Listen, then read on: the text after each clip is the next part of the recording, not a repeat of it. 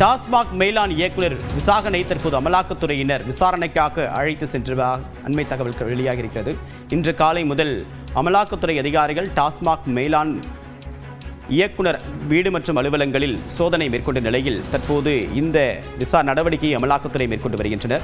ஏற்கனவே டாஸ்மாக் தலைமை அலுவலகத்தில் அமலாக்கத்துறை சோதனை மேற்கொண்ட நிலையில் இன்று டாஸ்மாக் உடைய எம்டி மேலாண் இயக்குநர் விசாகன் இல்லத்தில் இன்று சோதனை மேற்கொள்ளப்பட்டது. அது மட்டுமில்லாமல் பல அதிகாரிகள் வீடுகளிலும் சோதனை என்பது நடைபெற்று வருகிறது. இந்த நிலையில் தற்போது விசாகனை அமலாக்கத்துறை அதிகாரிகள் விசாரணைக்கு அழைத்து சென்றிருக்கின்றனர். இது தொடர்பான கூடுதல் விவரங்களுடன் நிகரான சிறப்பு செய்தியாளர் கோகுல் விவரம் என்ன?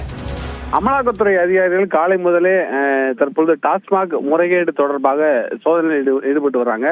டாஸ்மாக் மேலாண் இயக்குனர் விசாகனுடைய இல்லத்துல மணப்பாக்கத்தினுடைய அவருடைய வீட்டுல காலை முதலே அமலாக்கத்துறை அதிகாரிகள் சோதனையில் ஈடுபட்ட நிலையில அவரை விசாரணைக்காக அழைத்து சென்றிருக்கார்கள். ஏற்கனவே டாஸ்மாகில் நடைபெற்ற முறைகேடு தொடர்பாக லஞ்ச ஒழிப்புத்துறை பதிவு செய்த வழக்கின் அடிப்படையில அமலாக்கத்துறை அதிகாரிகளும் வழக்கு பதிவு செய்து சோதனை மேற்கொண்டார்கள். அந்த சோதனையில ஏறக்குறைய 1000 கோடி ரூபாய் வரை முறைகேடு நடந்திருப்பதாக இருக்கக்கூடிய தகவலின் அடிப்படையில் இந்த வழக்குடைய விசாரணையை அமலாக்கத்துறை தீவிரப்படுத்தியது. டாஸ்மாக் மேலாண் இயக்குனர் மற்றும் பொது மேலாளர் உள்ளிட்டவர்களிடம் ஏற்கனவே விசாரணை நடத்திய நிலையில மீண்டும் தற்பொழுது இன்றைய தினம் அமலாக்கத்துறை காலை முதலே சோதனை ஈடுபட்டு வருகிறார்கள். டாஸ்மாக் மேலாண் இயக்குனர் விசாகனை தற்போது விசாரணைக்காக அமலாக்கத்துறை அழைத்து சென்றிருக்கிறார்கள். டாஸ்மாக் மேலாண் இயக்குனர், பொது மேலாளர், நிர்வாகம் பொது மேலாளர் உள்ளிட்டவர்கள் எல்லாம் ஏற்கனவே அமலாக்கத்துறை சம்மன் அனுப்பி விசாரணை மேற்கொண்டிருக்கிறார்கள்.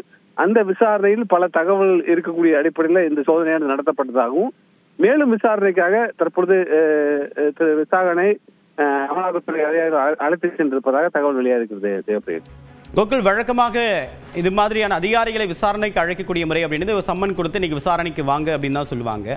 இப்போ இன்று காலையில் சோதனை, உடனடியாக மதியமே விசாரணைக்கு அழைத்து செல்றது அப்படின்றது வழக்கமான நடைமுறையா இல்லை இந்த வழக்குடைய தீவிரத்தன்மையை காட்டுதா? நிச்சயமாக ஏற்கனவே நடத்தப்பட்ட விசாரணையின் போதே பல முக்கிய ஆவணங்கள் கைப்பற்றப்பட்டிருப்பதாகவும் குறிப்பாக டெண்டர் தொடர்பாக பல முக்கிய ஆவணங்களும் டாஸ்மாக் மேலாண் இயக்குநருடைய அலுவலகத்திலேயே சோதனையானது ஏறக்குறைய 3 நாட்கள் நடத்தப்பட்டது. இந்த சோதனையில பல ஆவணங்கள் கைப்பற்றப்பட்டிருப்பதாக அப்போதே அமலாக்கத்துறை ஒரு செய்திக்குறிப்பை வெளியிட்டது.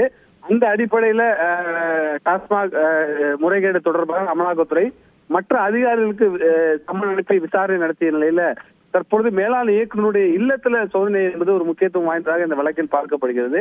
அவரை விசாரணைக்காக தற்பொழுது அழைத்து சென்றிருப்பது ஒரு நடைமுறை என்பதும் அதே போல விசாரணையின் போது பல கேள்விகள் கேட்கப்படும். குறிப்பாக பல்வேறு டெண்டர்கள் டாஸ்மாகில், அதாவது மதுபான கொள்முதல் முதற்கொண்டு டிரான்ஸ்போர்ட், அதாவது வாகனங்கள் முதற்கொண்டு பார் டெண்டர் உள்ளிட்ட பல்வேறு டெண்டர்கள் தொடர்பாக மேலாண் இயக்குநருடைய பல கேள்விகளை அமலாக்கத்துறை கேட்கறதுக்கு வாய்ப்பு இருக்கிறது. அந்த அடிப்படையில் விசாரணைக்காக முதற்கட்டமாக அந்த டாஸ்மாக் மேலாண் இயக்குநர் விசாரணை அழைத்து சென்ற தகவலா இருக்கிறது. விசாரணைக்கு பின்னர் அடுத்த கட்ட நடவடிக்கை, குறிப்பாக இந்த வழக்கில் கைப்பற்றப்பட்ட ஆவணங்களின் அடிப்படையில் பல கேள்விகள் கேட்கப்படும். அதில் விசாரணை அளிக்கக்கூடிய பதிலின் அடிப்படையில் அமலாக்கத்துறை அடுத்த கட்ட நடவடிக்கை மேற்கொள்ள வாய்ப்பு இருக்கிறது. இது மாதிரி டாஸ்மாக் எம்டி அலுவலகத்தில் வீடுகளில் நடைபெறக்கூடிய சோதனை அப்படின்றது நேரடியாக அரசோடு சம்பந்தப்பட்டது, அரசுடைய கொள்கை முடிவுகளோடு சம்பந்தப்பட்டது. இப்ப அரசு இந்த விஷயத்தை எப்படி அணுகுது? நிச்சயமாக, அதாவது டாஸ்மாக் கொள்முதல் நிறுவனங்கள், அதாவது மதுபானங்களை சப்ளை செய்யக்கூடிய நிறுவனங்களையும் இந்த சோதனையானது மேற்கொள்ளப்பட்டது. அதில் சட்டவிரோதமாக சில பணப்பரிமாற்றம் நடந்திருக்கலாம் என்ற தகவலானது வெளியாயிருக்கிறது. அடுத்த கட்டமாக டாஸ்மாக் கொள்முதல் மட்டுமல்லாமல் டெண்டர்கள் பலவற்றில் சில விதிமீறல்கள் இருப்பதாக சில தகவல் இருப்பதின் அடிப்படையில ஆவணங்கள் கைப்பற்றப்பட்ட ஆவணங்கள் அடிப்படையில் விசாரணை மேற்கொள்ளப்பட்டு வருகிறது.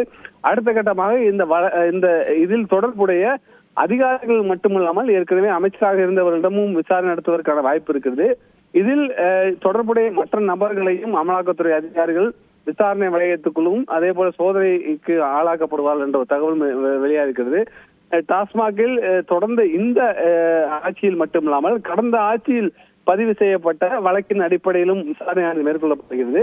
ஆகவே அப்போது இருந்த அதிகாரிகள், அமைச்சர்கள் அப்போது இருந்த மற்ற அதிகாரிகள் என அனைவருமே விசாரணை வளையத்துக்குள் அமலாக்கத்துறையால் கொண்டு வருவதற்கான வாய்ப்பு இருக்குது. இந்த பணம் அனைத்துமே சட்டவிரோதமாக மற்ற தொழில்களுக்கு பணப்பரிமாற்றம் நடந்திருக்கலாம் என்ற ஒரு தகவலின் அடிப்படையில் முதற்கட்ட விசாரணையை அமலாக்கத்துறை தற்போது தீவிரப்படுத்திருக்காங்க. இப்ப அதிமுக ஆட்சியில் நடைபெற்ற பரிவர்த்தனை தொடர்பாகவும் இந்த அமலாக்கத்துறை விசாரணை மேற்கொள்ளும். திமுக ஆட்சியில் நடைபெற்ற பரிவர்த்தனை ரெண்டையும் கிளப் பண்ணி தான் இந்த 1000 கோடி ரூபாய் முறைகேடு அப்படின்னு அமலாக்கத்துறை சொல்றாங்க. இதுல அவங்களுடைய மனைவியும் அமலாக்கத்துறை விசாரணைக்கு அழைத்து சென்றிருக்கிறாங்களா? குடும்ப உறுப்பினர்கள் யாராவது விசாரணைக்கு போக வேண்டிய நிர்பந்தம் ஏற்பட்டிருக்கா? நிச்சயமாக. அதாவது இந்த வழக்கு பதிவு என்பது கடந்த அதிமுக ஆட்சியில் நடைபெற்ற முறைகேடு தொடர்பாக தான் அமலாக்கத்துறை லஞ்ச ஒழிப்புத்துறை பதிவு செய்த வழக்கின் அடிப்படையில முதற்கட்ட விசாரணையை மேற்கொண்டாங்க. தொடர்ந்து தற்போது இருக்கக்கூடிய சில